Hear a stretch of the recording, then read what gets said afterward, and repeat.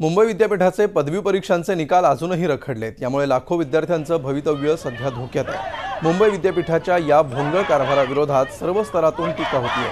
कलिना कॅम्पसमध्ये राजकीय पक्षांनी जोरदार आंदोलन छेडलं। महाराष्ट्र नवनिर्माण विद्यार्थी सेनेनं कलिना कॅम्पसच्या गेटवरून आंदोलन सुरू करत आंबेडकर भवनापर्यंत घोषणाबाजी केली। यावेळी मनविसेच्या शिष्टमंडळानं कुलगुरू डॉक्टर संजय देशमुखांची भेट घेतली, तर मुंबई काँग्रेसनंही कुलगुरू आणि शिक्षण मंत्र्यांच्या राजीनाम्याची मागणी करत गेटवरच ठिय्या आंदोलन सुरू केलं। शिवाय विद्यार्थी भारती आणि एसएफआयनं गेटवरच ठिय्या आंदोलन सुरू केलं। कुलगुरूंना हटवण्याची मागणी करत विद्यार्थ्यांना न्याय मिळाला पाहिजे अशा घोषणा देण्यात आल्या। मनविसेचे अध्यक्ष आदित्य शिरोडकरांशी बातचीत केली आहे आमच्या प्रतिनिधी दीपाली जगताप पाटील।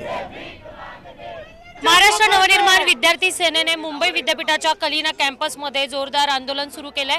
मुंबई विद्यापीठाचे पदवी परीक्षांचे रखडलेले निकाल आणि ऑनलाईन असेसमेंटचा ऐनवेळी घेतलेला निर्णय या विरोधात हे आंदोलन सुरू आहे। आणि या ठिकाणी आपल्याला कलिना कॅम्पसमध्ये जोरदार घोषणाबाजी आहे ती ऐकायला मिळते। काय नेमक्या मागण्या आहेत ते जाणून घेणार आहोत आपण। काय तुमच्या मागण्या आहेत? सर्वप्रथम कुलगुरूंकडे आम्ही मागणी केलेली आहे की ह्याला पुरेपूर जबाबदार हे एक्झामिनर कंट्रोलर दीपक वसावे हे आहेत, त्यांची ताबडतोब पहिली हकालपट्टी करण्यात यावी।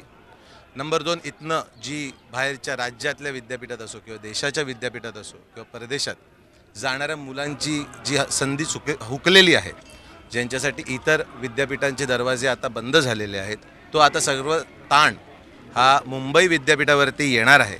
त्यामुळे इथे जे काही कोर्सेस आहेत त्याच्यात निदान 20% जागा प्रत्येक कोर्सेसमध्ये तरी विद्यापीठांनी वाढवावी आणि कुठचाही विद्यार्थी शिक्षणापासून वंचित राहता कामा नये अशी आम्ही मागणी केलेली आहे। काय सांगाल, ज्या पद्धतीने सर्व स्तरातून कुलगुरूंच्या राजीनाम्याची मागणी पुढे येते, त्यानंतर ऑनलाईन असेसमेंटचा हा निर्णय घेतला, मनविसेची यापुढे काय भूमिका आहे? 5 ऑगस्टपर्यंत किंवा 15 ऑगस्टपर्यंत जी शेवटची तारीख काल देण्यात आली, निकाल लागले नाही तर पुढची भूमिका काय?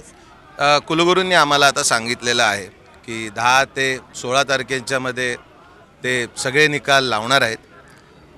त्याच्यानंतर कुलगुरू जेवढे जबाबदार आहेत, कुलगुरूंच्या राजीनाम्याची मागणी आम्ही तर आता भविष्यात राज्यपालांकडे करूच, त्याबद्दल काही वादच नाही आहे।